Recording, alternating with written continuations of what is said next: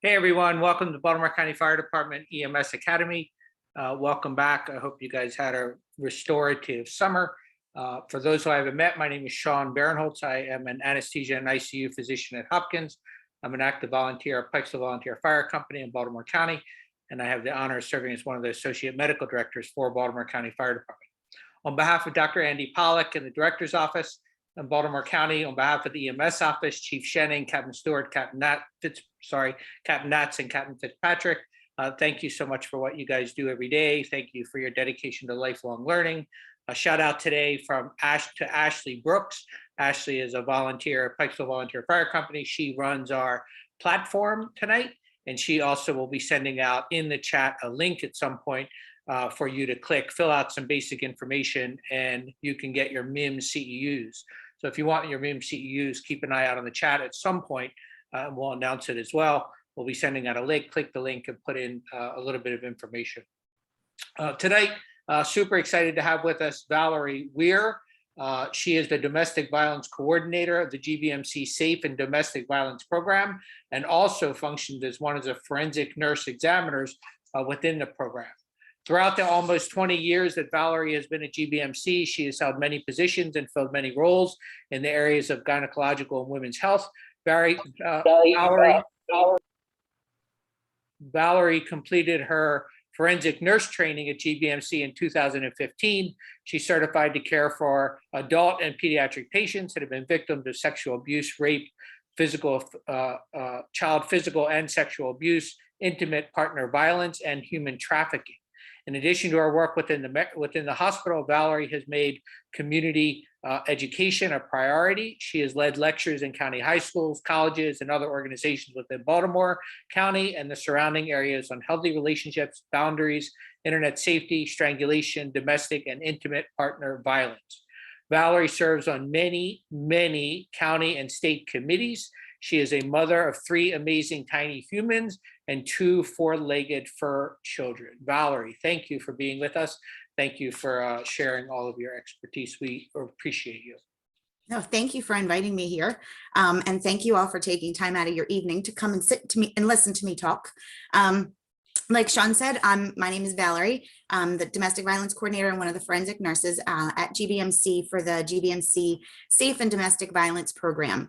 For those of you who may not be aware of our program, we are the only medical forensic program in Baltimore County that provides services to victims of sexual assault, domestic violence, intimate partner violence, non-fatal strangulation, human trafficking, and child physical and sexual abuse.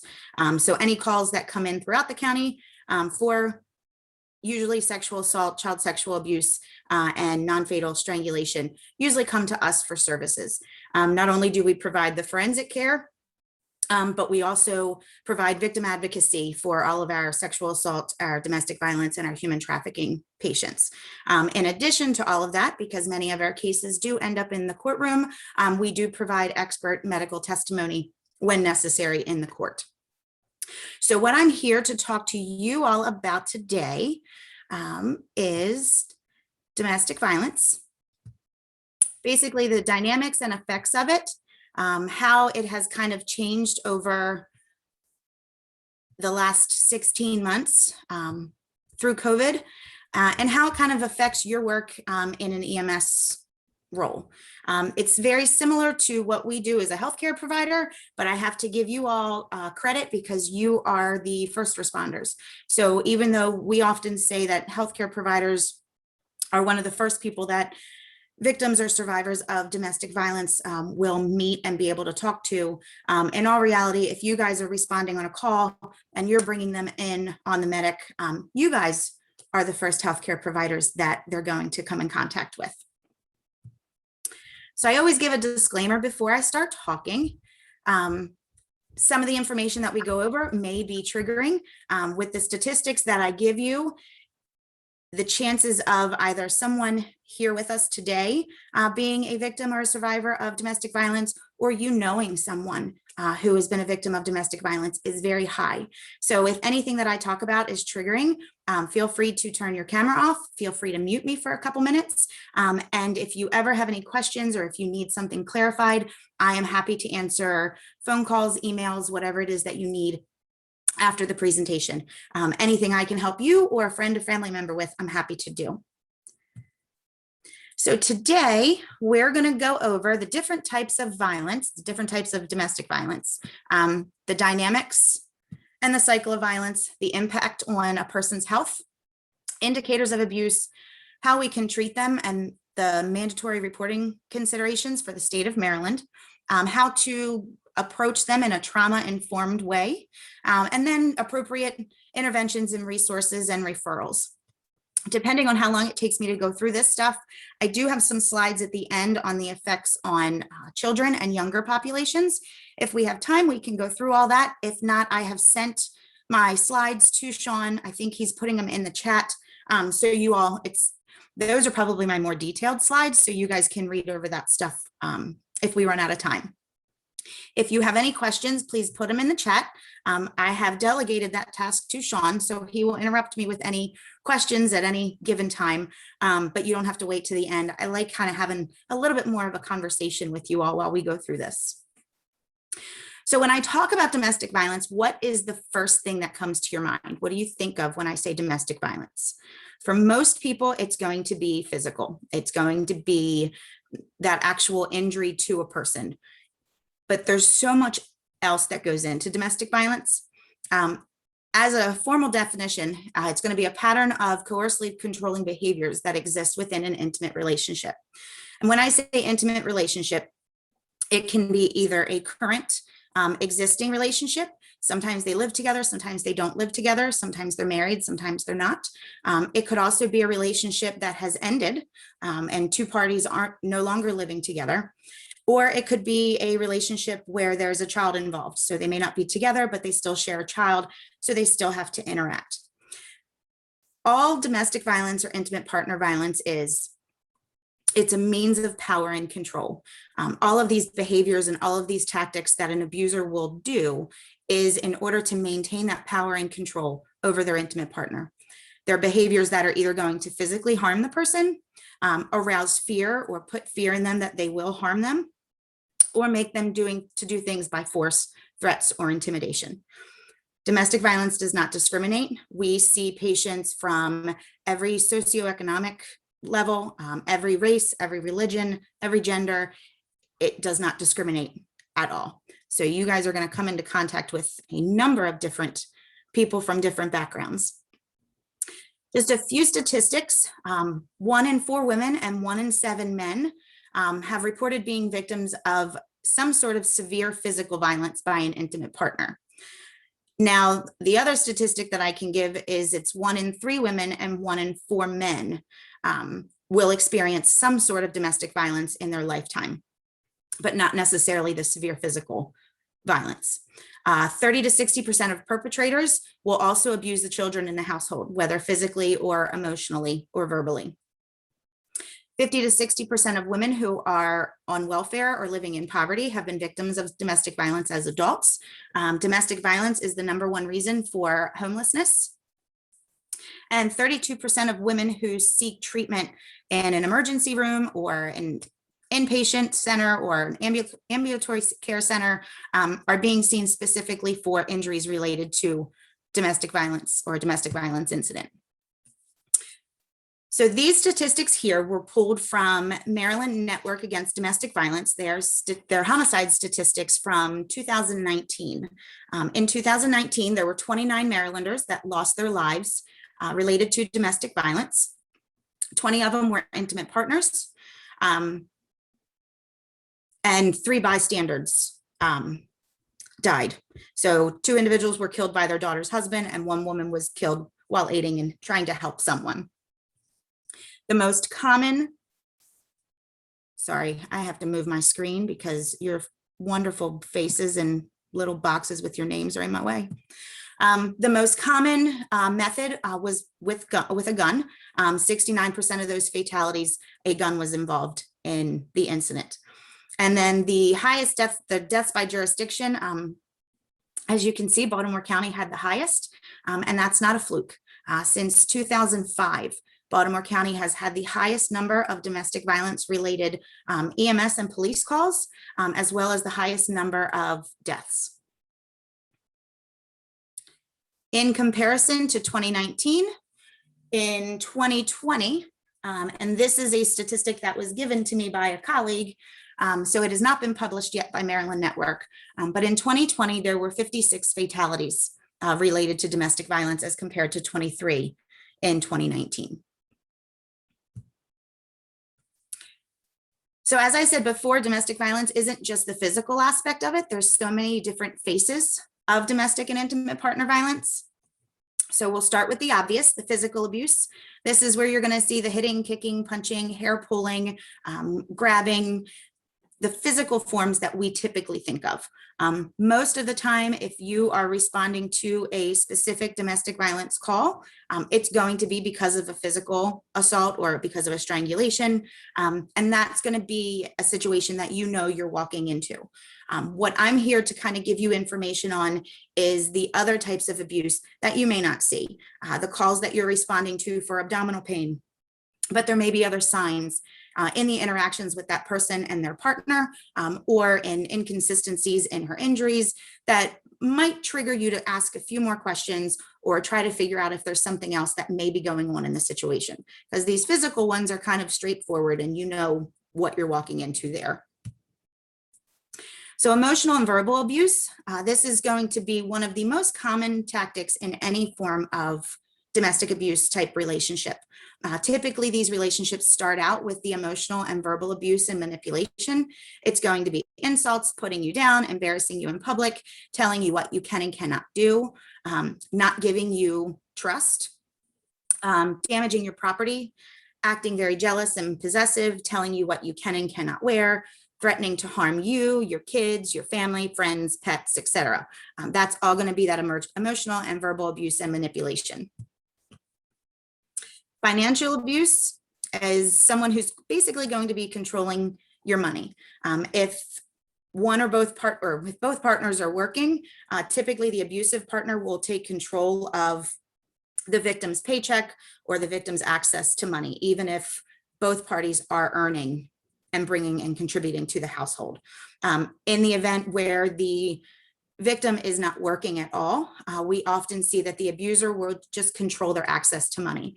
One example that I'll give is we had a client one time who she would make a grocery list and her husband would let her go to the grocery store. Number one, he would check the odometer on the car because he knew how far the grocery store was and how far it was back, and he would make sure that she wasn't going anywhere else. He would give her a prepaid debit card, and he knew about how much groceries were going to cost, and that's all he would put on the debit card, so she could not deviate from the list. And then when she was at the grocery store, she had to take a picture at the start of each and every aisle, so he knew exactly where she was at all times. Often we hear people say that they have an allowance. One big issue that most of our DV clients have is when they know they want to leave a relationship or they want to leave a situation, they can't because they can't afford to move somewhere new. They can't afford the first and last month's rent for an apartment. They can't afford to put a retainer down for a lawyer because they don't have that money. Or if they do have a credit card or a bank card that they can use at liberty, there's still that record that going to the abuser showing where that money is going. Controlling where you work and the hours that you work, and then just stealing money from you, family, friends, and all that control. We've seen a big spike in financial abuse throughout COVID. There have been a lot of families that one or both partners either lost their job or were furloughed, so that income wasn't coming into the households. So the abuser was taking even more control over it. When the stimulus checks were coming out, if it wasn't direct deposited and it was an actual live check that came in the mail, we saw a lot of abusers were taking the money and not giving it to their partner or not contributing it to the family. Sexual abuse is another form. pressuring or forcing you to do anything sexual without your consent. Even in a married relationship, we always tell people, you still get to consent. Just because you've had sex or intercourse with someone once doesn't mean that you have to do it every single time. If you're tired, if you're sick, if they've physically abused you or mentally abused you, and then they are trying to force you to have sex, that is another form of abuse. Making you perform sexual acts that you're not comfortable with, or forcing you to watch pornography or participate in videos or take photographs that you're not comfortable with. Saying things like, sex is how you will prove your love to me, or if I don't get it from you, I'll just get it from someone else. We also talk about reproductive coercion as a form of sexual abuse. So in some cases, it can be a male restricting access to birth control or not allowing their female partner to take birth control pills or to see a doctor for birth control, refusing to wear a condom during intercourse for the purpose of attempting to get them pregnant. It can also be from the female to the male, altering a condom or taking a condom off during intercourse, or saying that you're on birth control, but you're really not. Those are all forms of sexual abuse. Digital abuse has become huge over the last decade, just because as we all sit here on our computers, electronic devices are just becoming an absolute essential part of everyday life. So sharing or forcing to share passwords for a laptop, for an iPad, for a cell phone, that is a form of abuse. Everyone should be able to have that privacy, even from their own intimate partner. Forcing them to share passwords to email or social media, stalking or humiliating someone on social media, logging into your accounts without permission. Sextortion has also become big over the last couple years. It's very big in our adolescent population. What sextortion would be in a teen relationship or young adult relationship. It doesn't really matter the age, but we see it more so, like I said, in our adolescence. A female, say, taking sexual pictures of herself, whether her face is visible or not, whether it's identifiable or not, and sharing them with her current boyfriend. And then as 15, 16, 17-year-olds do, they break up. And after the breakup, the boyfriend sharing those photos with someone or saying, you have to perform this act, or you have to do this for me, or I'm going to share these photos with everyone. One example that we'll give is a few years back, we had a young girl in high school who, like I said, 15, 16 years old, she sent them to her boyfriend who she trusted at the time. They broke up and the pictures got into the hands of some members of the football team. And they basically said, if you don't meet me in the stairwell and give me a blowjob, then I'm going to share these photos with everyone in the school. So that has now coined the term sextortion. It is a crime. It is punishable now. I like visuals. I think when people come to us in a heightened state and in a traumatic state, giving them a bunch of papers to read, the chances of them actually reading over it is slim to none. So you'll see I do have a couple graphics in here to kind of catch your attention, but it also works really well with our patient population. This is the power and control wheel. This is something that we give to every patient that comes in, just to kind of give them an eye-opening experience of things that are going on in their life that have become normal for them, but they really are a form of power and control, and they really are a form of abuse. When you ask someone if they're in an abusive relationship, if it is not a physically abusive relationship, they will often tell you no, because they feel like if they're not being hit, if they're not being physically hurt, then it's not abusive. But if you can give them something like this and you can show them that putting her down or making her feel bad about herself and calling her names is considered abuse, they'll start to think about things a little bit more. Most of the time when we ask patients how long their relationship has been abusive, they'll tell me the first time they got hit or the first time they got slapped. And it's like, okay, well, let's go beyond that. Prior to that, how did he treat you? What kind of things did he say to you? And we can usually backtrack it a little bit, and the verbal abuse, the emotional abuse, the manipulation went on a whole lot longer than they realized before the first physical act of violence occurred. This is the cycle of abuse. Back in the 70s, there was someone who did a study on abusive relationships. And even though the dynamics of every relationship is different, whether it is abusive or not, what they found was all abusive relationships followed a very similar pattern. Sometimes you'll see this in 3 steps. Sometimes you'll see it in 4. I like the 4.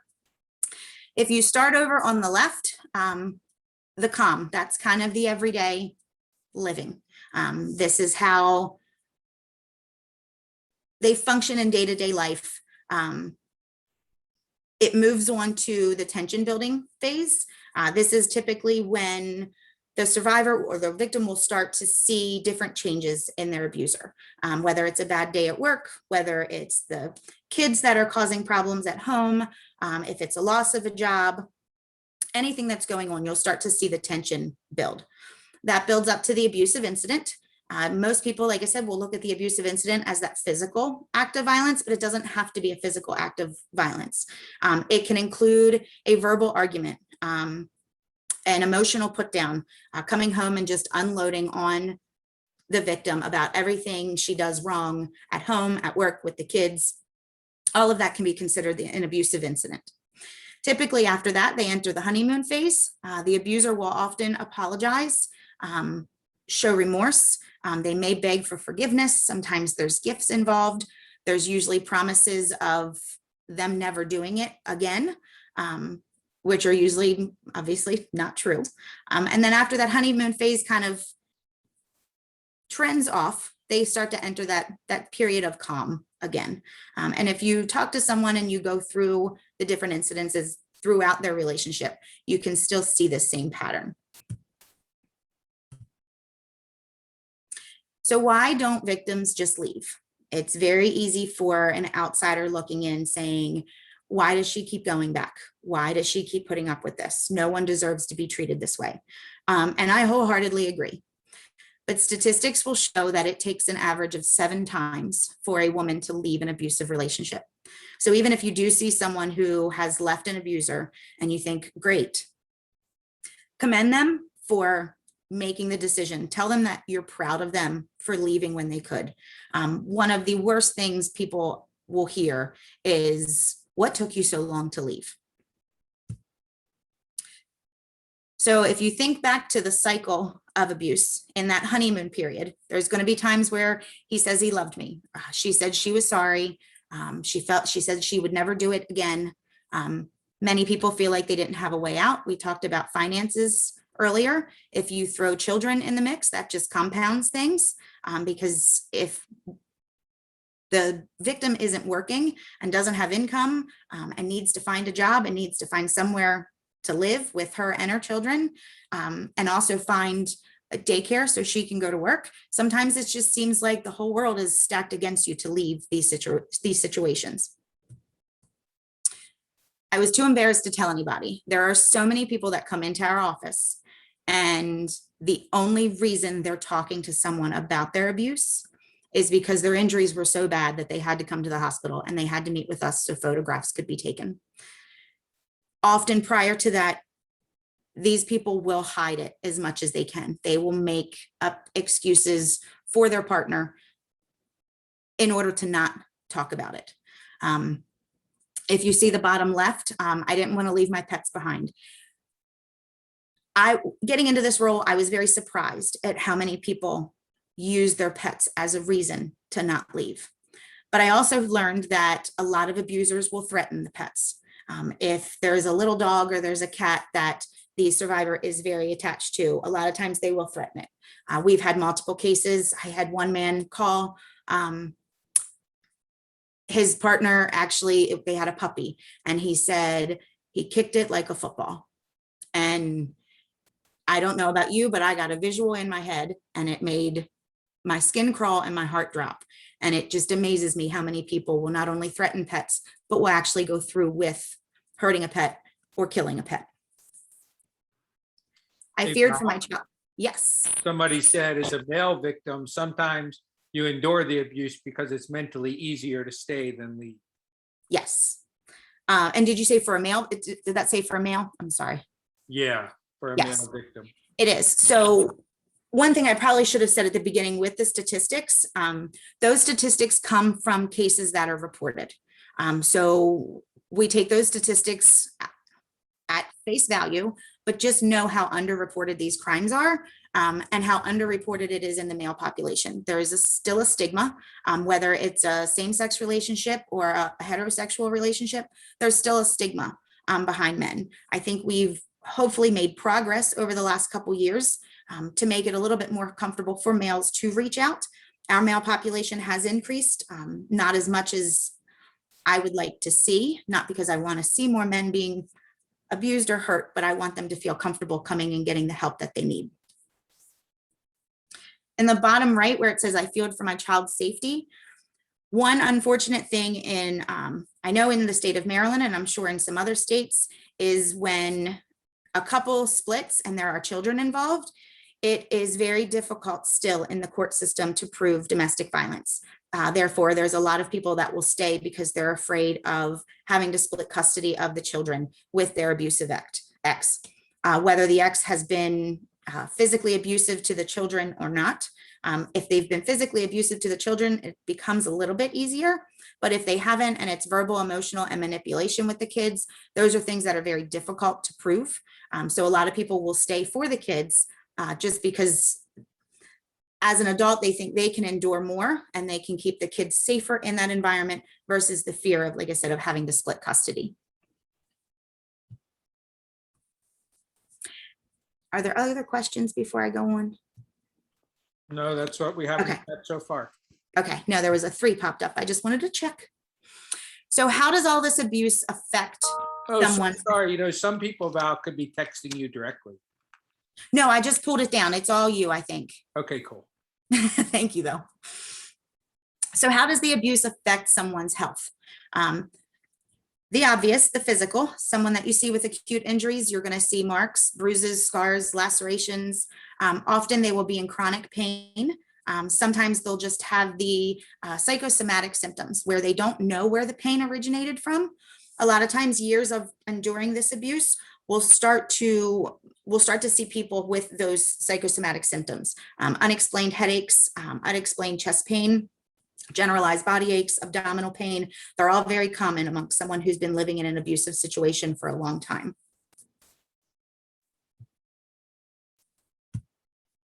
Oops. Crap.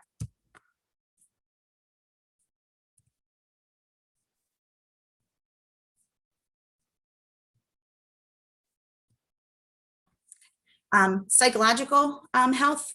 Most of our patients that come in at minimum have been diagnosed with depression and anxiety. Often they will start to show symptoms or signs of post-traumatic stress disorder. Because of the cycle of abuse, often people who grew up in an abusive home tend to repeat these patterns as adults. A lot of times they'll have incidences from their childhood that will still affect them as an adult in that abusive relationship. We see an increase in substance use. That could be alcohol or illicit drugs. A lot of times they're trying to medicate to deal with the situation that they're living in. Sometimes they're being forced to use the substances. We often see people with sleep difficulties or they take medications to help them sleep. And we do see some patients that come in with suicidal ideations that need inpatient treatment to help them. So treatment and behavioral indicators, you will often see these patients, they're non-compliant with treatment. It could be their own choice, not wanting to be treated because of the embarrassment. It could also be, which we saw a lot of in COVID, the abusers not allowing them to get the treatment that they needed. There were often a lot of abusers that would tell victims that they couldn't go to the hospital because of the risk of contracting COVID. We had a number of pregnant patients that didn't have prenatal care until the very end of their pregnancy because of the fear of COVID and because their abusers were telling them not to come to the hospital. You'll often see patients who are doctor shopping. We see that a little bit more now with the advancement of the electronic health records, because through our system, we can see when someone has visited other healthcare facilities, whereas in the past you couldn't. So there would be someone who might come to our ER, and then next week they'll go to St. Joe's, then they'll go to Franklin Square, then they'll go down to Bayview, and they can go to all these different places and not really have a trail of their healthcare treatment. But now we can see that stuff through the electronic health records. You'll see a pattern of lateness or missed appointments. Their partner will insist on being present for the exams. You'll see the partners who don't want to leave the room. As a nurse working on the floor or working on the unit, it was usually pretty tricky to try to get someone alone in order to have a conversation with them if there were any indicators or any suspicion of abuse. Currently in this role, I've taken someone to X-ray. They haven't had an X-ray, but their abuser may have thought they were getting an X-ray or they were getting a test done, just as a way to get them by themselves, because that's an area of the hospital where they can't have visitors. We also see it in our non-English speaking population, where we'll offer a translator, and we're happy to get a translator, but a lot of times the abuser will refuse the translator and will insist on being the translator for the patient. The patient will sometimes defer to their partner for their decisions or their opinions. Often you'll see the victim looking at their partner when they're asked a question before they give an answer. They'll see a little bit of fear, hypervigilance. They seem very on edge. They're afraid of what's going to be asked of them. They're afraid of the way that their abuser is going to respond. The patient can also give unlikely explanations for injuries. So this is going to be one of the most common, is that they come in and they say they fell down the steps, but yet the entire side of both sides of their body are covered in bruises. We had someone come in with an orbital bone fracture that said they tripped and fell into a wall. Knowing the mechanism of injury around an orbital bone, it is typically blunt force trauma to the face, which is going to cause that break, not tripping and falling. So just giving the stories that don't quite line up with their injuries. Any questions so far? So how does all of this pertain to what you guys do? As I said at the beginning, as the initial point of contact for many victims of domestic violence, emergency responders, you guys are all in a unique position to recognize these patients who are at risk for abuse, and you might be able to provide that support and resources to the victim. When you respond to a call for domestic violence, especially if it's a physical assault, many of these patients will refuse to go to the hospital. So then I'm putting that responsibility on you, because at that point, they're not coming to the hospital. They're not coming to see me or anybody else in this role. You guys are going to be the only healthcare provider that they're going to see after this incident. So if I can help you respond to them in a better way, it's just going to help you in your practice, and it's going to help the victims that you see in the field. In these situations, I need you to know that domestic violence calls, whether you know it's a call that you're going on or whether you have suspicions once you get there, domestic violence situations can escalate and become volatile very, very quickly. Statistics show that in the law enforcement world, domestic calls, responding to domestic calls, are some of the most dangerous calls that they can respond to. In these instances, if it's not deemed a domestic violence or a physical assault, law enforcement may not be there. It may be you all there that's there first. So please be cognizant of your surroundings and always maintain your safety in these situations. So since many DV calls aren't identified, make sure you evaluate every call, every patient, whether there's a need for law enforcement involved or not. If the scene is not safe, err on the side of caution and bring law enforcement in to make sure that that scene is safe. If there's any question in the house, make sure that the scene is safe before you put yourself in that position. When you're there, you're always going to do a scene safety assessment.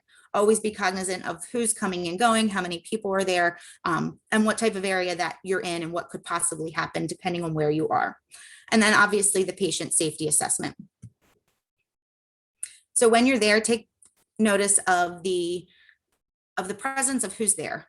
Children, pets, any bystanders, neighbors, what condition are they in? If you respond to a call and the children look very upset and fearful, an incident may have happened in the house that the patient's going to minimize or the abuser's going to say didn't happen.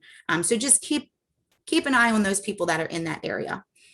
Look out for an evidence of any struggle, any weapons, substance abuse, and any attempts on either side, whether it be the abuser or their partner, to try to conceal information or exclude information.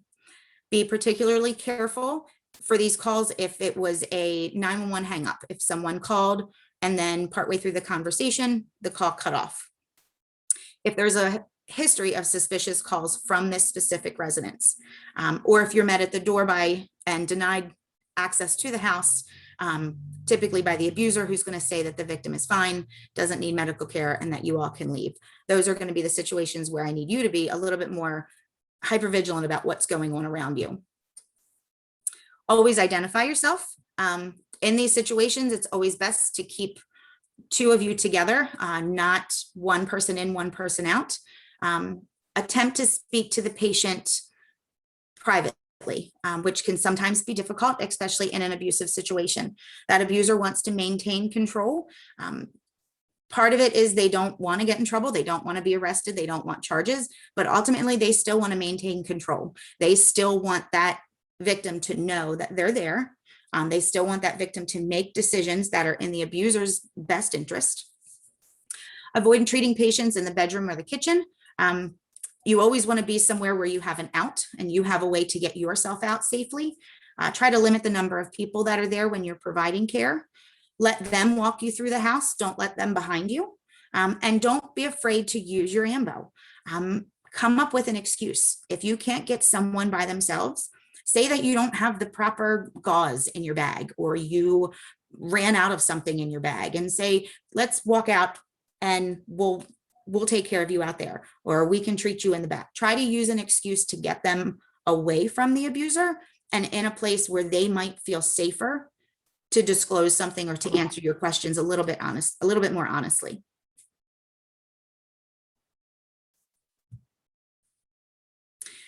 The abuser is going to view you as a threat.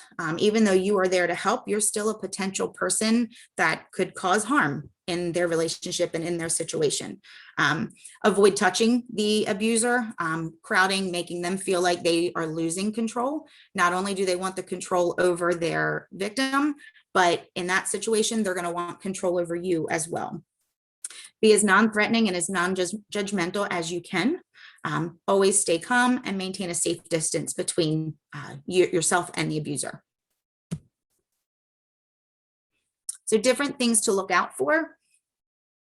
Look and see if the patients, do they seem fearful or anxious around their partner? Like I said before, are they always looking to them before they answer a question? Are they reluctant to answer questions?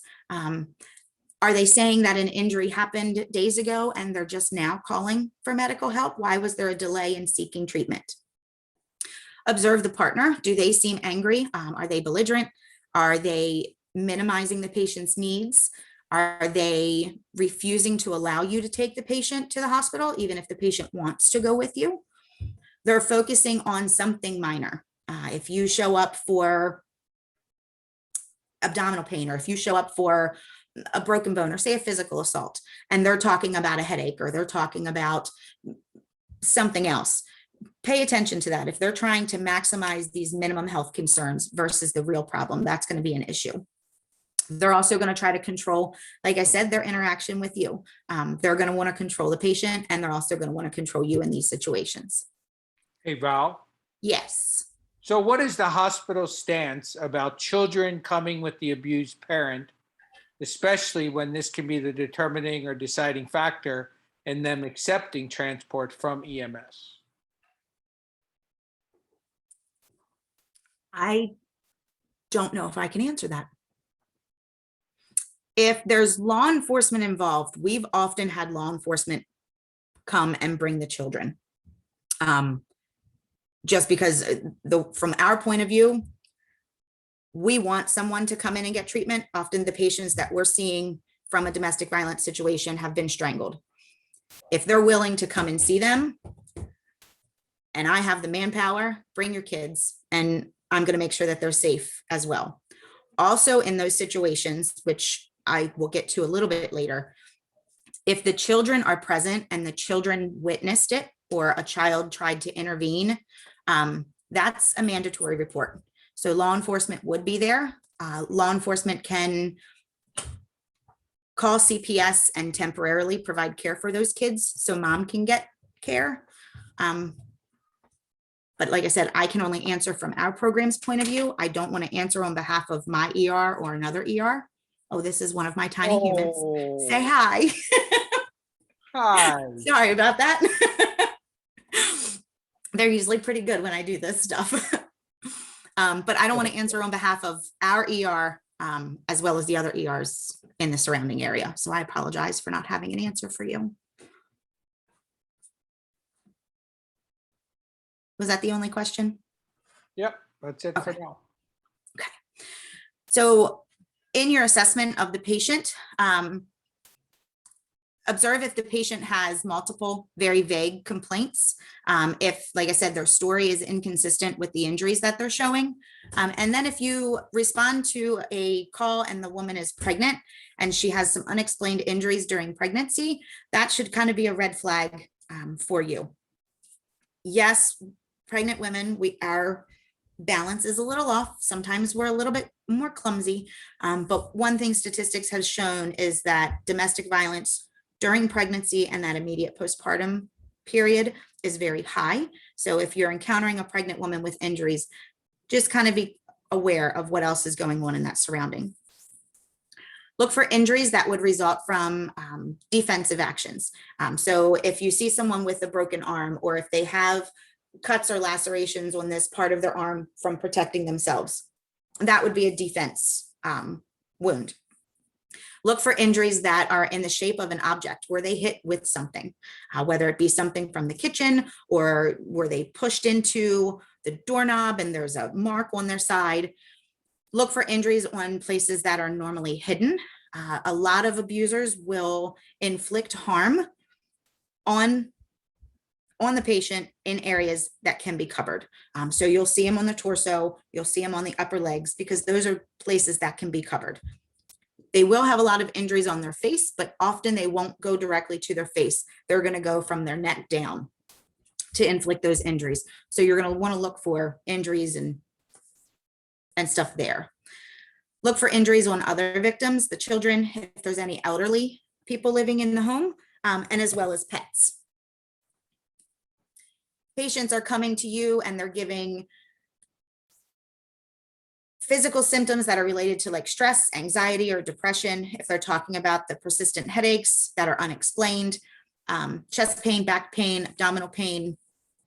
Anytime someone has a chronic illness like hypertension or diabetes or asthma or chest pain that is exacerbated, that can also be a stress response from the abusive situation.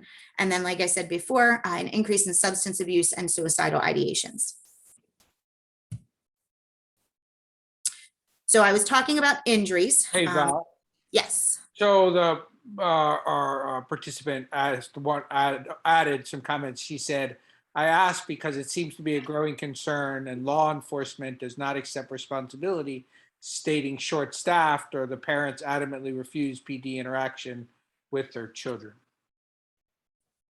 Okay, I get that. What we encounter in the DV world is a lot of people are afraid to have law enforcement or police involved because they think they're going to lose their kids. Because essentially, if the child is involved in the incident or the child is present or intervenes, law enforcement does have to become involved. CPS does have to become involved because it then becomes a mandatory report. And often what people are afraid of is that their kids are going to be taken away from them. And what we usually try to explain to them is that we're not in the business of taking kids from their family, but we want to make sure that they're safe. And our end goal is always to make them safe. If you can encourage them, I would suggest it, but obviously we can't force anyone. Not right now, bud. But we can't force them to make those decisions. But again, like I said, I don't want to make a statement about our ER or other ERs that is incorrect. Does that make sense?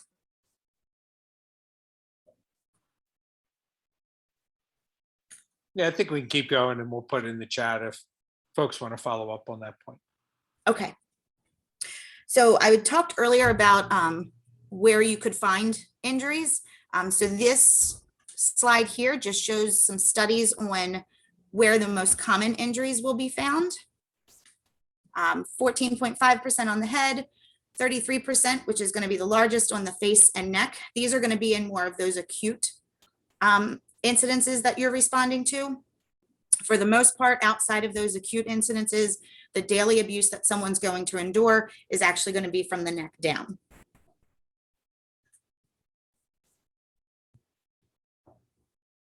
So whether they allow you to transport them or they don't allow you to transport them.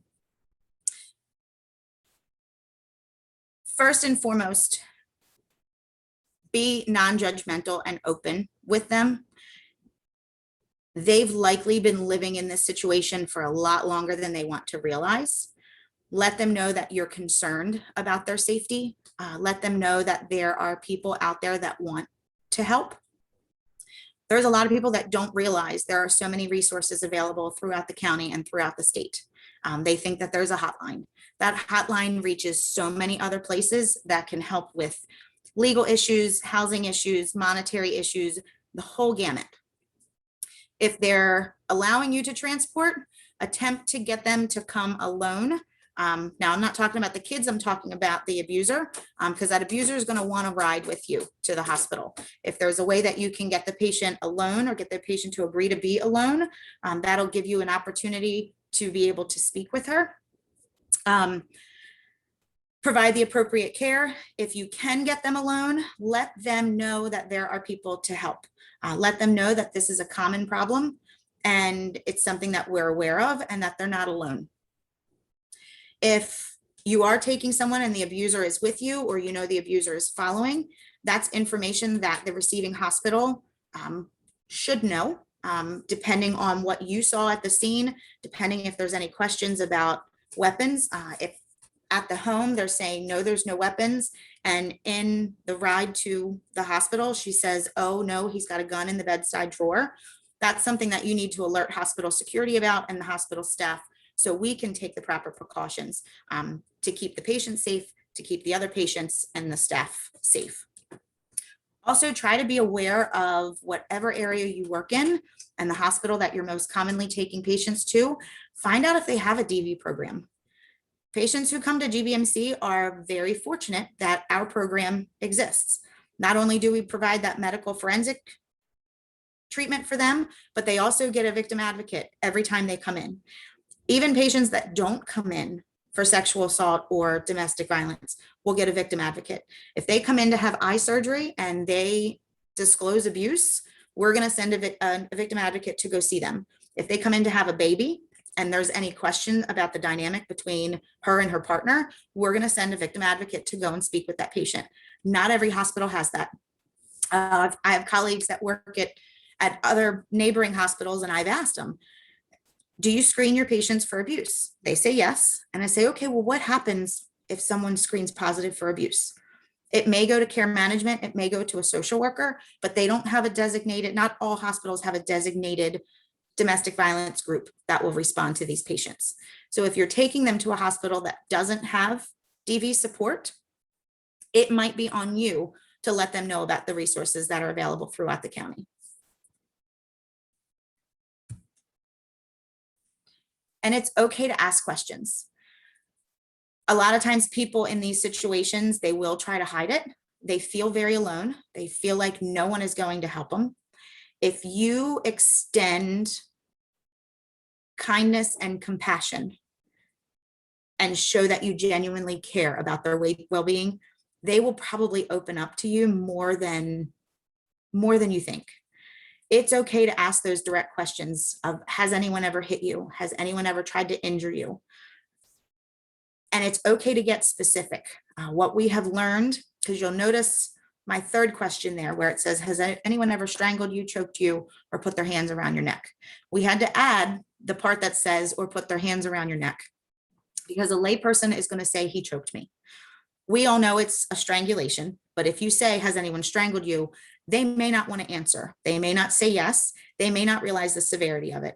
So we add, Have they ever put their hands around your neck? Because that seems something that might be kind of minor in comparison to saying, have you been strangled?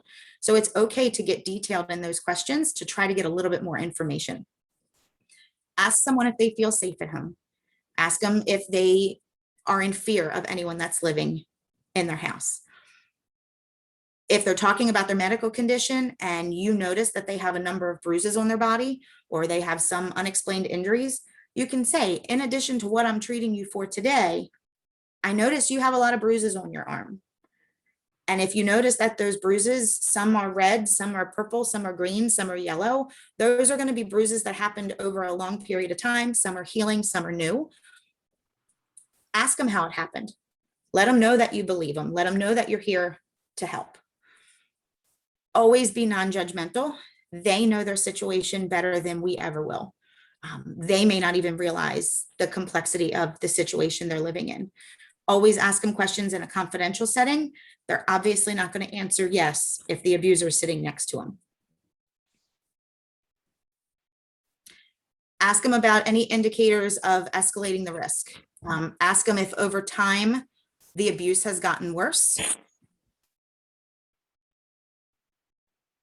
Oh, I thought you were going to say something. I do ask have something actually. Okay, go ahead. So Melissa asked, is there a way we could come up with a code to use during EMRC consults that could alert hospital staff without drawing attention to the situation, especially if the abuser is on board or following EMS? I think that would be great. I really do. There was one question that, because I'm not familiar with your equipment, is there, when you're giving report to a receiving ER, is there anything written that comes through? Is there any type of alert button that you would hit? Or is it all just an over the phone call type conversation of what you're bringing in? It's over the phone. EKGs can be transmitted electronically, but Okay. I'm not aware of any other way to convey. But yeah, if there was a way to do some sort of a code word, I think that would be amazing, because yes, I know you're in those situations where you can't speak candidly about what's happening. Then there was another comment, and I don't know if it needs clarification. It says, does every hospital know the SAFE, quote unquote, code word on report? I remember forever ago, we were supposed to only take them to a safe hospital, right? So a divert to GBMC would be warranted, question mark. So for all safe cases, yes, you bypass whatever hospital you're supposed to go to and you come to us for a sexual assault. For non-fatal strangulation, where the police are involved and they're referred to GBMC, you drive past any hospital and you come directly to us.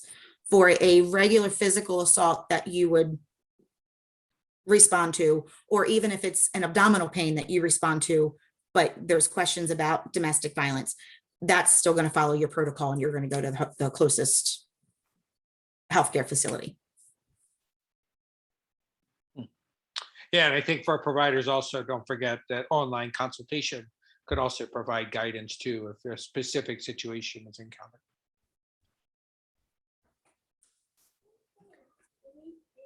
Along with your questions, always ask about guns or weapons that are present in the home or that they would have access to. Ask if there have ever been any threats made to the children, any threats made about the pets, or any abuse to the pets. And when you're asking these questions, getting a disclosure isn't always your main goal. Some people are not going to be ready to disclose abuse. That embarrassment and shame goes deep in people who've been living in this situation for a long period of time. So it's okay if you ask questions and you may know almost for sure that the person is living in an abusive situation. It's not our job to get a disclosure out of them. What our job is to basically show them that there is someone that cares, asking those questions, offering resources, letting them know that they're not alone and that they can reach out to someone when they're comfortable. I put a little note over here that says, always give a mandatory reporting disclosure. When EMS or law enforcement arrive, well, let's say when EMS arrives, I feel like a lot of people think that EMS and law enforcement come hand in hand. And if they tell you anything, you're automatically going to call the police. What we'll get into in a minute is that in Maryland, domestic violence is not a mandatory report. So often what I will say to people is that anything that you say to me about violence between adults stays with me unless you give me permission to talk to someone. The only things I have to report is if you tell me you're going to hurt yourself, hurt someone else, or someone's been hurting a kid. If they know your limitations as a mandatory reporter, that gives them a little bit more comfort and ease at being honest about what's going on in their situation. Does that make sense?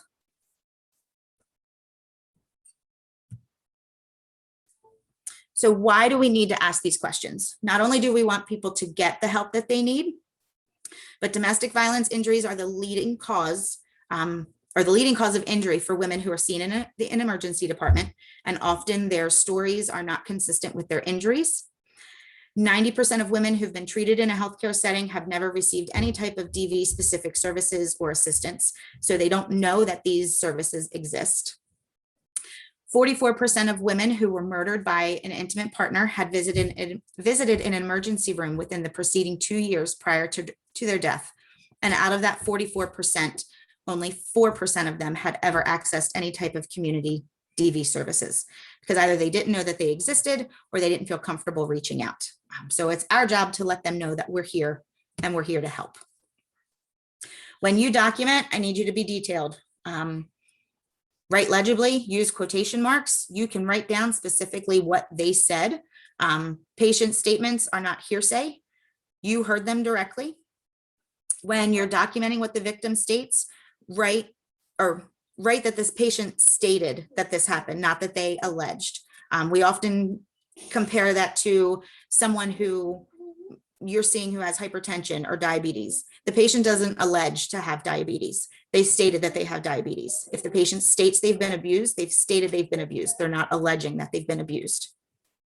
Record an accurate description of what you see, what the scene looks like, how the interactions were, if the abuser said anything to you. Those are all things you can include in your documentation, especially if it's going to be a patient that's not going to allow you to transport them to the ER. Yours may be the only report and documentation that they have that anything happened.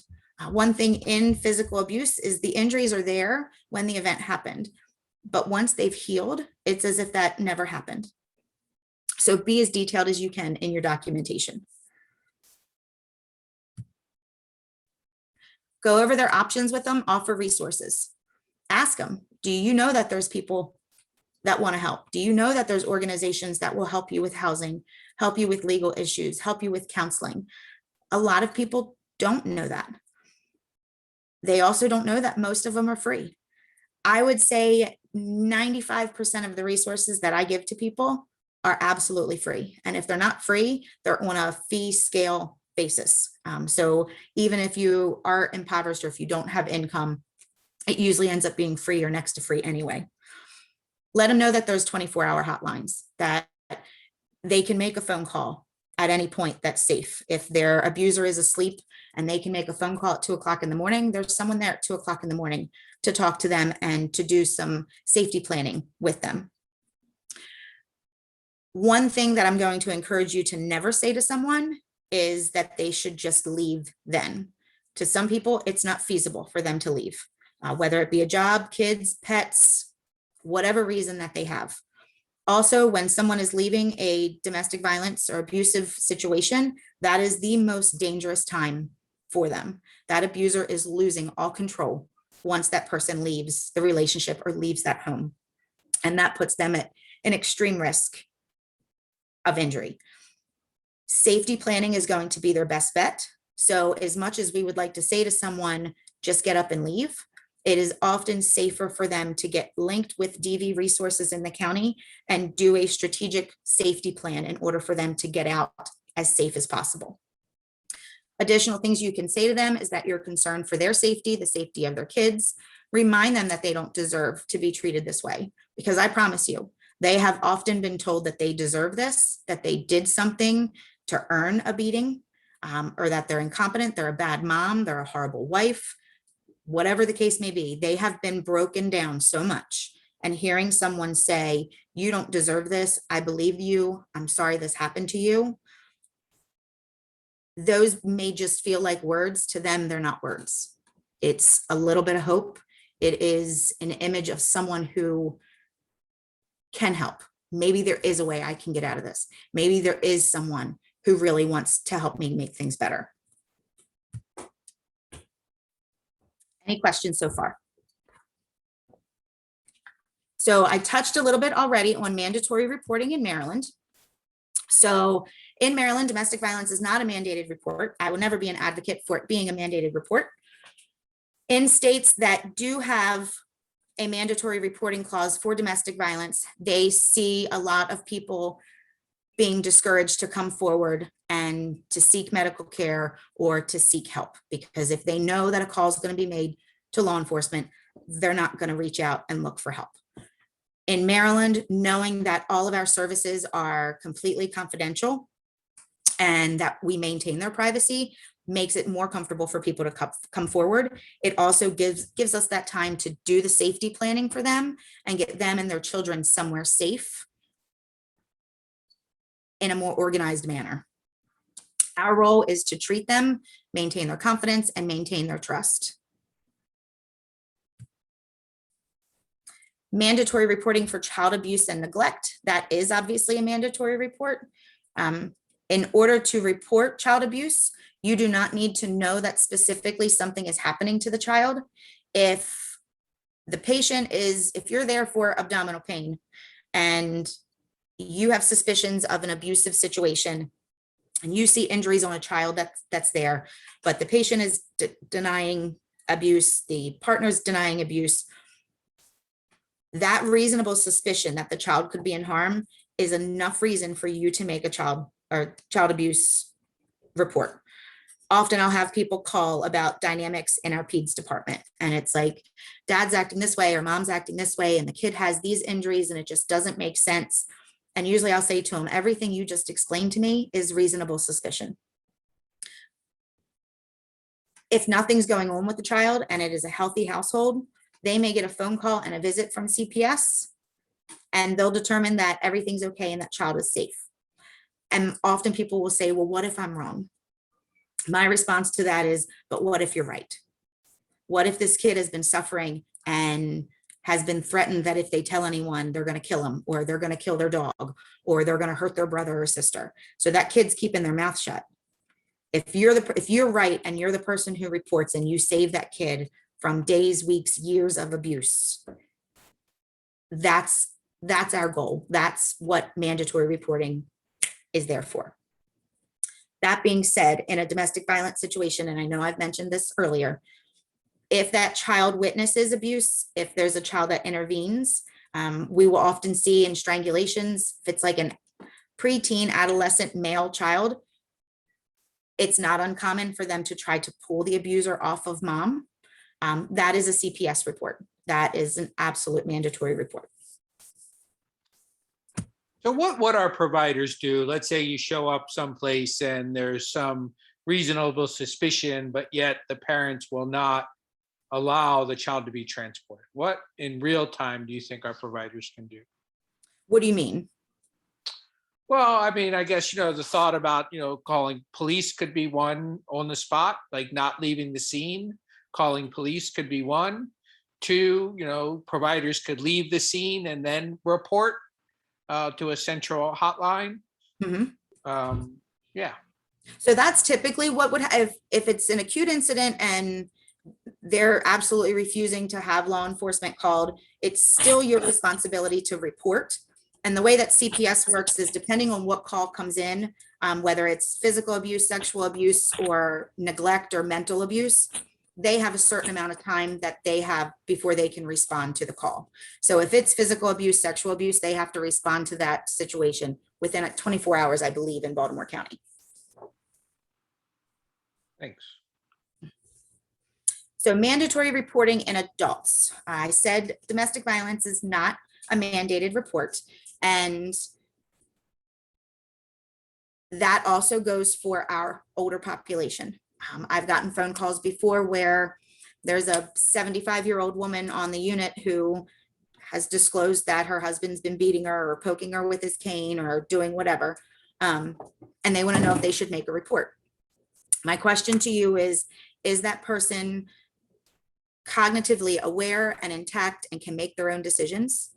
If so, then that woman is making the choice to stay in that relationship. It is not a mandatory report. We would treat that woman just like we would a 30 or 40-year-old that came in.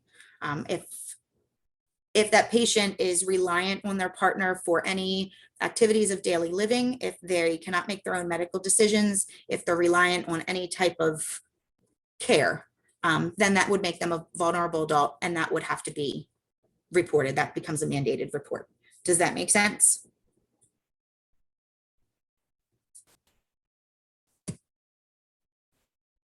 So who's a mandated reporter? All of us are. Anyone in healthcare, teachers, coaches, anyone who works in like DSS, and then first responders as well.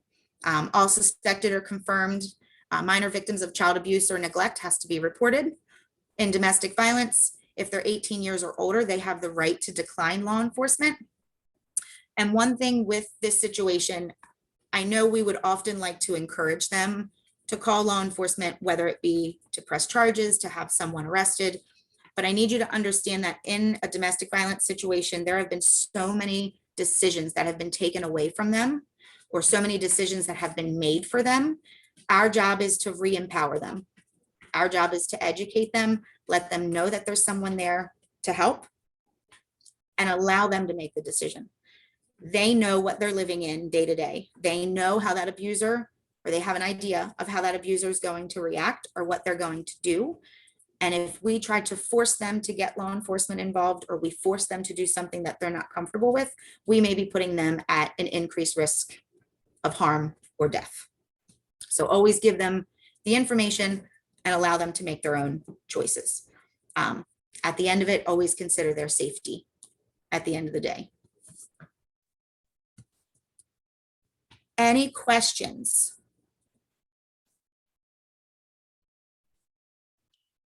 You may cover it later, but please discuss older people as victims of DV. Well, actually, this was the point where I was going to ask you if you want me to go forward or not, because this is just the part on children. But as far as older victims of DV, what specific questions would you have? As far as like elder abuse, or just an elderly person living in an abusive relationship? We'll see if they chime in or specific thoughts or questions. Okay. Both. Both. So when you get into the vulnerable adult category, and like I said, those are going to be the older adults that are reliant on their partner for day-to-day care. That's going to be a mandatory report. That's elder abuse. Whether they're hitting someone, being sexually abused, neglecting them, withholding care or medications, that is elder abuse.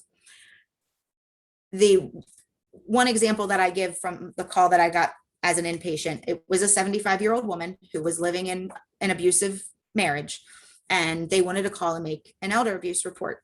Well, when I went up to talk to the woman, yes, she was 75, so she was elderly. She still drove. She still worked at a flower shop. She still went and played bingo every Wednesday night. She was a fully functioning 75-year-old, cognitively intact woman. As much as we wanted to give her help, we provide her with the same services we would provide a younger victim of abuse. We give them their options. We let them know that there's someone there to help, that there's someone that can get them out of this situation, but ultimately they still get to make their own decisions. Does that clarify it?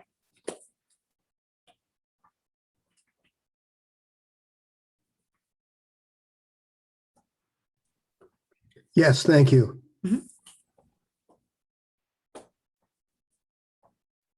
So the effects on children, I'm going to skip through. These are a little bit more detailed slides that I think you guys can read and get the information. I'm going to move forward to pregnancy and then the resources, if that's okay. Yeah, I wanted to add one other thing. You know, I saw recently I think during COVID, some videos where there was a universal sign for help that was being advocated for. Or it's like sign was this, the palm with like the thumb and closing it down. yeah, and how I've people involved in conversations would identify this signal and would intervene. It was a beautiful, horrible stories, yes. but amazing that these seeming strangers would identify this and, you know, really do things to intervene, but not as in physical intervene, but to distract or to, you know, stay close to that person, for example. I think what we've seen a lot of that, which I've not had any people who've come in because of that sign, but when it was first becoming like aware, a couple of us looked into it. And I think it was centered more around child abuse, especially through COVID and with things being virtual and them not being able to talk and reach out to someone. It was a way of saying like, hey, I'm not safe here. I need someone to come and help me. But it can be used by adults in that same type situation. I think we saw one scenario where a child was being kidnapped and they were with an adult that wasn't their parent. So it was a sign that they gave so a passerby would see it and intervene or call police. But like I said, also for like the kids that are in school or women who are stuck at home and during COVID, it was a way that someone could give a message, a silent message virtually that they were in a situation and that they needed help. Thanks. So I had mentioned earlier that domestic violence in pregnancy, it's not prevalent. The statistics actually show that between 3 and 9% of pregnant women will experience domestic violence during their pregnancy or in that immediate first year postpartum. To compare those statistics, those are about the same statistics of the number of women who are diagnosed with gestational diabetes, just to give you an idea of how prevalent it would be.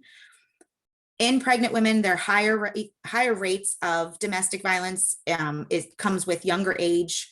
If they're a single relationship status, if they're just dating, not living and cohabitating, minorities and those in poverty are at a higher risk for domestic violence during pregnancy. Also, women whose partners that did not want the pregnancy, that puts them at an increased risk for violence throughout their pregnancy. IPV often starts during pregnancy. If it was already an abusive relationship, the severity of the violence often increases. You'll see these women, they have a 2.5 times higher risk of having preterm labor or miscarriage.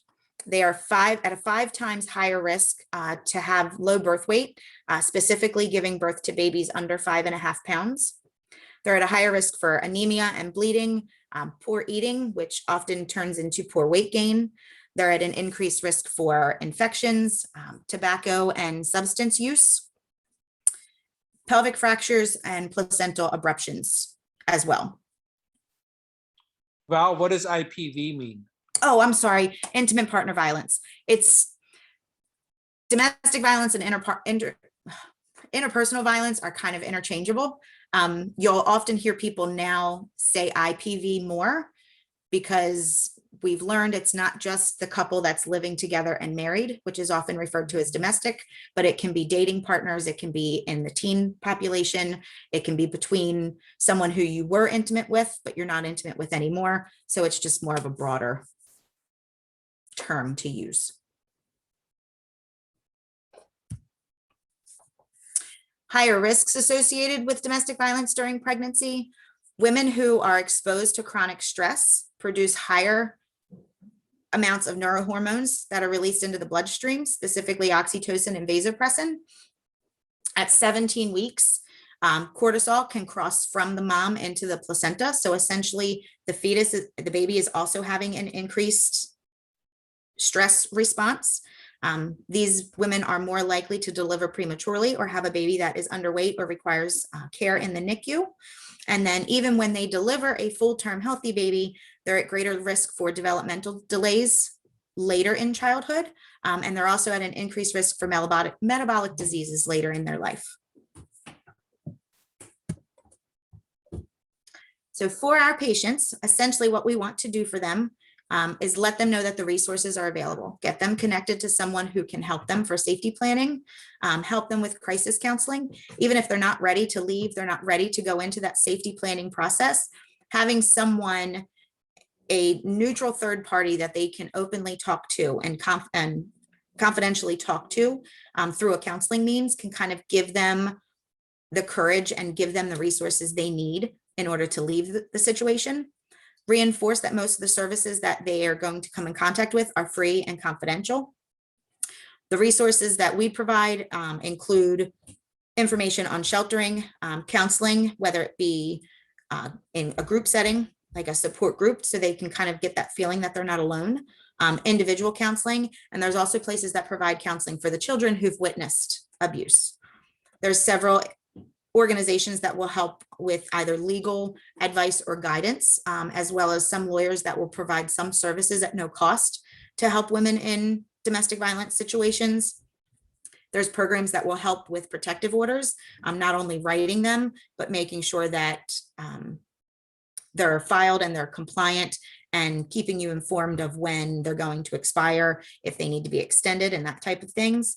And also case management, if it comes to someone who needs money, who needs daycare, who needs clothing, all of these things. There's special people that are out there that can organize all of that and get the person what they need so they can actually feel like it's feasible to leave these situations and they don't feel like they're stuck there anymore. So know the resources in your community. I speak mostly to obviously Baltimore County because that's where we're located, but there are some national services that are available. There's statewide services that are available. GBMC, obviously in Towson, for a sexual assault, for non-fatal strangulation. We'll see them for the forensic aspect. But like I said, any patient that comes into the hospital, if they disclose any type of abuse, we'll still respond to them and give them the resources that they need. For those people who are a little more internet inclined, there's a number of websites that go into detail what their options are, or stories, the effects of domestic violence, whether it be on their health, the effects of strangulation, the severity of strangulation. There's a number of resources out there. We just need to get them to people. So at the end of it, when you're responding out to these patients, trust your instincts, advocate for your patients, but above all, I just need you all to stay safe. Are there any other questions for me? Val, thanks so much. You're very welcome. Thank you, guys. We super appreciate your commitment to this work. Thank you. And I appreciate what you guys do every single day. Takes a village. It does take a village. Some things showing up in the chat. There we go. Okay. Oh, thank you.